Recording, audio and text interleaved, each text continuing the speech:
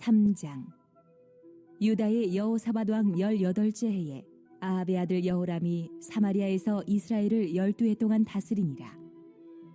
그가 여호와 보시기에 악을 행하였으나 그의 부모와 같이 하지는 아니하였으니 이는 그가 그의 아버지가 만든 바알의 주상을 없이 하였음이라. 그러나 그가 느밧의 아들 여로보암이 이스라엘에게 범하게 한 그 죄를 따라 행하고 떠나지 아니하였더라.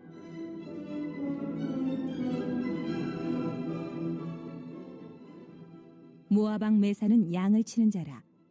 새끼 양 10만 마리의 털과 순양 10만 마리의 털을 이스라엘 왕에게 바치더니 아합이 죽은 후에 모압 왕이 이스라엘 왕을 배반한지라. 그때에 여호람 왕이 사마리아에서 나가 온 이스라엘을 둘러보고 또 가서 유다의 왕 여호사밧에게 사신을 보내 이르되, 모압 왕이 나를 배반하였으니 당신은 나와 함께 가서 모압을 치시겠느냐? 하니 그가 이르되, 내가 올라가리이다. 나는 당신과 같고 내 백성은 당신의 백성과 같고 내 말들도 당신의 말들과 같으니이다. 하는지라. 여호람이 이르되, 우리가 어느 길로 올라가리이까? 하니 그가 대답하되, 에돔 광야길로니이다. 하니라. 이스라엘 왕과 유다 왕과 에돔 왕이 가더니 길을 둘러간 지 7일에 군사와 따라가는 가축을 먹일 물이 없는지라. 이스라엘 왕이 이르되, 슬프다. 여호와께서 이 세 왕을 불러 모아 모압의 손에 넘기려 하시는도다. 하니 여호사밧이 이르되, 우리가 여호와께 물을 만한 여호와의 선지자가 여기 없느냐? 하는지라. 이스라엘 왕의 신하들 중에 한 사람이 대답하여 이르되, 자네 엘리야의 손에 물을 붓던 사밧의 아들 엘리사가 여기 있나이다. 하니 여호사밧이 이르되, 여호와의 말씀이 그에게 있도다. 하는지라. 이에 이스라엘 왕과 여호사밧과 에돔 왕이 그에게로 내려가니라.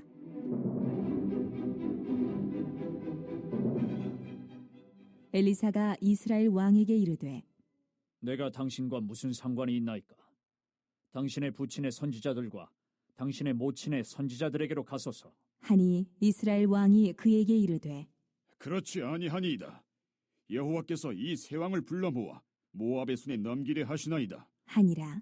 엘리사가 이르되, 내가 섬기는 만군의 여호와께서 살아계심을 두고 맹세하노니 내가 만일 유다의 왕 여호사밧의 얼굴을 봄이 아니면 그 앞에서 당신을 향하지도 아니하고 보지도 아니하였으리이다.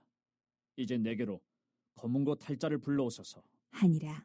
검은고 타는 자가 검은고를 탈 때에 여호와의 손이 엘리사 위에 있더니 그가 이르되, 여호와의 말씀이 이 골짜기에 개천을 많이 파라 하셨나이다. 여호와께서 이르시기를 너희가 바람도 보지 못하고 비도 보지 못하되 이 골짜기에 물이 가득하여 너희와 너희 가축과 짐승이 마시리라 하셨나이다. 이것은 여호와께서 보시기에 작은 일이라. 여호와께서 모압 사람도 당신의 손에 넘기시리니 당신들이 모든 견고한 성읍과 모든 아름다운 성읍을 치고 모든 좋은 나무를 베고 모든 샘을 메우고 돌로 모든 좋은 밭을 헐리이다.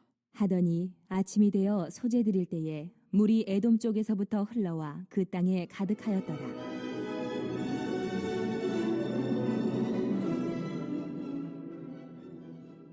모압의 모든 사람은 왕들이 올라와서 자기를 치려 한다 함을 듣고 갑옷 입을 만한 자로부터 그 이상이 다 모여 그 경계에 서 있더라.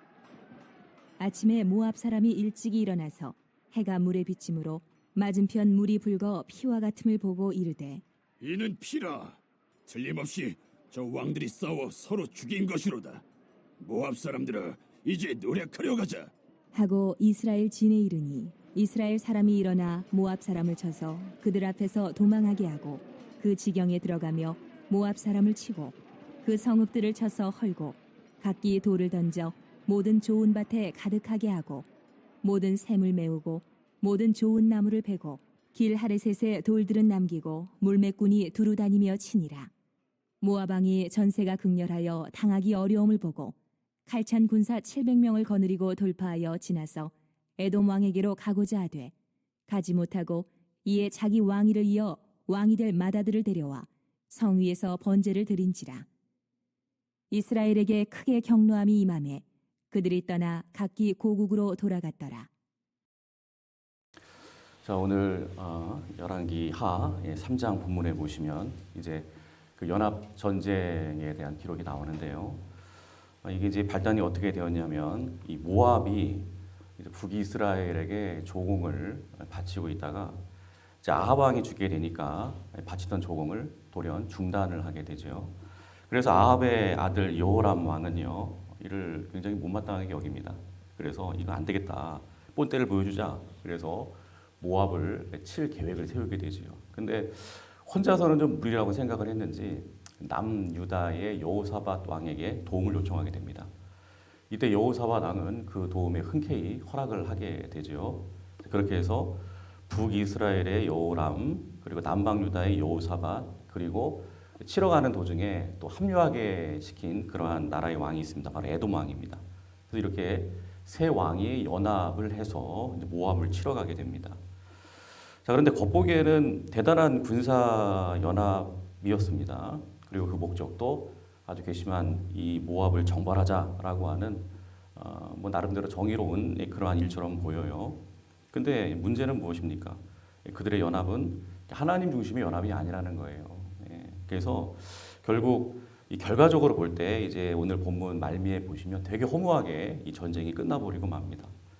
결정적인 확실한 승리를 거두지 못하고 그 승리를 통해서 어떤 하나님 주시는 풍성한 은혜를 누릴 수 있어야 되는데 그런 은혜를 전혀 누리지를 못해요. 이 같은 결과는요, 이 연합한 이 세 왕이 가지고 있는 특별히 이 신앙의 미성숙함이 가져오는 허무한 결실, 은혜를 풍성하게 누리지 못하는 이러한 모습을 상징적으로 보여주고 있는 것이라고 할 수 있습니다. 자, 그래서 먼저 이 북이스라엘 왕 여호람의 경우를 한번 보겠습니다. 이 본문에 나타난 이 왕의 모습을 통해서 오늘날 우리가 좀 돌아보기를 원하는 좀 미성숙한 신앙의 모습이 뭔가 좀 생각해 보기를 원하는데, 이 여호람 왕의 모습은 특별히 이제 이 신앙과 이 믿음의 아주 초보적인 그런 모습을 보여주고 있어요.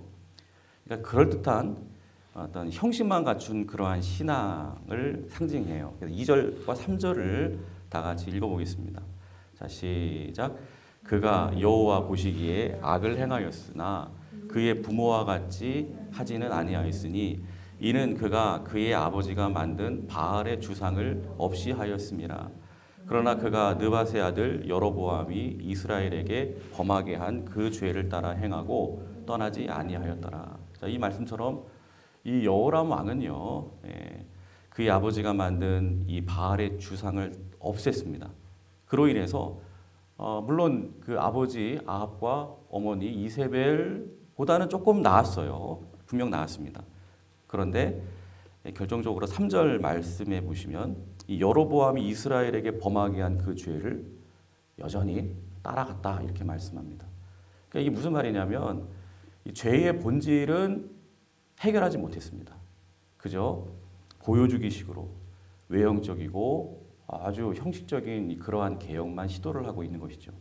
그러니까 이것은 신앙적으로 볼 때 성숙하지 못한 그러한 초보적인 단계를 보여주고 있는 것인데요. 눈에 당장 보여지는 어떤 악한 모습들은 나름대로 줄이려고 그렇게 노력은 하지만, 그러나 근본적으로 제거해야 할 죄의 근원이 있어요. 그것은 그냥 그대로 놔두고 있는 상태. 그래서 하나님 앞에 바로 서지 못하고 있는 그러한 상태죠. 여러분, 하나님 앞에 바로 서기 위해서는 이 죄의 뿌리, 근원, 이것을 여러분 말끔히 해결을 해야 됩니다. 근데 오늘날로 비유하면 이런 사람들은요, 겉모습은 교회를 다니고 있어요. 그래서 종교적 행위는 하고 있습니다. 예배도 드리고 뭐 교회 안에서 뭐 봉사도 하고 뭐 다 해요. 그런데 삶의 주도권은 여전히 자기 자신에게 있는 사람이죠. 그래서 10절에 보시면은 이제 연합해서 싸우러 가는 도중에 물이 없는 그런 심각한 문제에 직면을 하게 됩니다. 이 전쟁을 치르는 데 있어서 뭐 식량이 좀 떨어져도 견딜 수 있어도요, 물이 없으면 이거는 전쟁에서 이길 수가 없어요. 그러니까 이런 어떤 심각한 상황 가운데 직면하게 될 때 이 여호람의 반응을 보세요. 10절을 한번 읽어볼까요? 자, 10절, 자, 시작. 이스라엘 왕이 이르되 슬프다. 여호와께서 이 세 왕을 불러 모아 모압의 손에 넘기려 하시는도다 하니, 그렇습니다. 위기를 만나니까 그냥 곧바로 하나님을 원망해 버리는 그러한 신앙. 하나님을 믿는 척하지만 결정적인 순간에, 즉 하나님을 이 사람이 정말로 믿고 신뢰하는 사람인지 그게 드러나는 그 위기의 순간에 그냥 여지없이 불신앙적 모습을 드러내버리고 맙니다. 이것이 바로 신앙의 아주 초보적인 미숙한 단계죠. 예배도 드리고 하나님의 이름도 부르지만 그냥 삶의 주도권은 여전히 자신에게 있어요. 삶의 주인은 여전히 자신이에요. 그래서 위기가 오면 자신이 우선이에요. 하나님을 신뢰하기보다도 하나님을 탓하면서 왜 이렇게 힘든 상황 가운데 우리를 몰아넣었냐 하면서 원망과 두려움으로 그렇게 반응하는 사람, 바로 북이스라엘 여호람 왕과 같은 그러한 미성숙한 신앙인의 모습인 것이죠. 자, 그리고 이번에는 남유다의 이 여호사밧 왕의 모습을 또 우리가 보겠습니다. 특별히 여호사밧 왕은 하나님을 향한 신앙은 분명히 있는 사람이에요. 그런데 그에게도 신앙적인 미숙한 모습이 있어요. 약점이 있어요. 그게 뭘까? 그것은 하나님을 분명 믿으면서도 동시에 세상과 타협하려고 하는 그런 모습이지요. 그래서 앞에서 살펴본 대로 여호사밧은 이 아람을 대적하기 위해서 일찍이 아합 왕과도 손을 잡아요. 또 아하시야 왕과도 손을 잡고 이번에는 또 여호람 왕과도 지금 손을 잡고 있어요. 기꺼이 손을 잡고 있어요. 왜 손을 잡았을까요?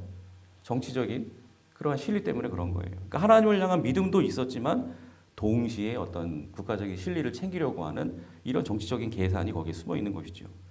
그래서 여호사밧 왕은요, 전쟁에 임하기 전에 이런 전쟁터에 나가기 전에 이런 말을 하기는 합니다. 앞서 이제 우리가 열왕기 상 22장에서 이제 아합과 이렇게 연합을 해서 아람을 치러 갈 때도 똑같은 질문을 했었어요. 어떤 질문을 했느냐? 오늘 11절을 다 같이 읽어보겠습니다. 자, 시작. 여호사밧이 이르되 우리가 여호와께 물을 만한 여호와의 선지자가 여기 없느냐 하는지라. 그렇습니다. 이렇게 하나님의 선지자를 찾아서 하나님의 뜻을 물어보겠다라고 하는 이런 모습은 분명 신앙인의 모습임에는 틀림이 없어요. 그런데 문제는 뭐냐? 이미 늦었어요. 그렇죠? 이미 전쟁에 참여하겠다고 그렇게 본인이 다 여호람 왕과 그냥 그렇게 동맹해버리고 약속해버리고 이미 본인이 결정을 다 내려놓고 그리고 나서 하나님께 물으려고 하고 있다는 것이죠. 그러니까 우리도 이럴 때가 있죠.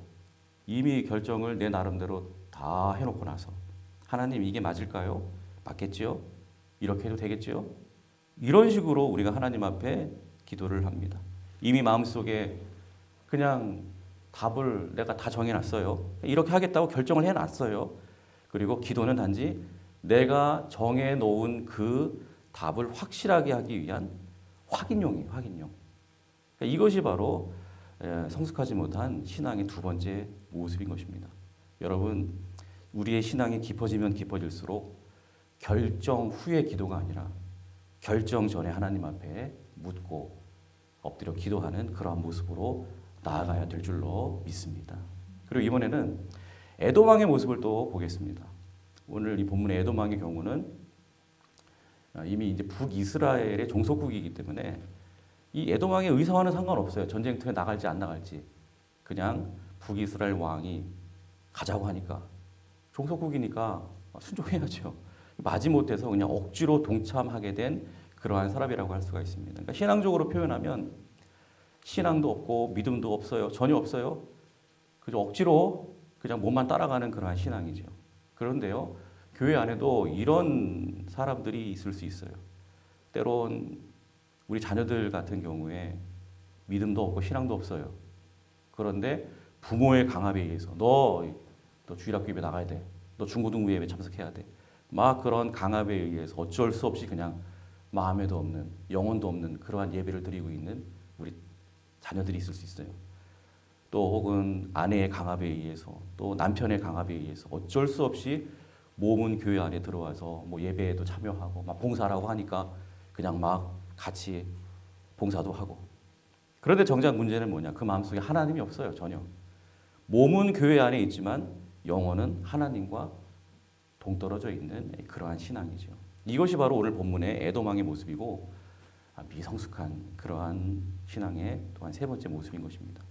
그런데요, 여러분, 우리 하나님은요, 어떤 분이십니까? 참 좋으신 분이세요. 놀라운 것은 하나님께서 이런 미성숙한 신앙을 가진 이 세 왕의 이 연합을 그냥 하나님께서 그냥 막 없이 여기고 무시하고 그러지 않으셨다는 거예요. 그들을 이렇게 미성숙한 신앙을 가지고 있음에도 불구하고 그들을 버리지 않으셨다. 은혜를 베푸셨다는 거예요. 예. 그러니까 우리 하나님은 비록 우리의 신앙이 조금 미성숙하고 좀 그래도요.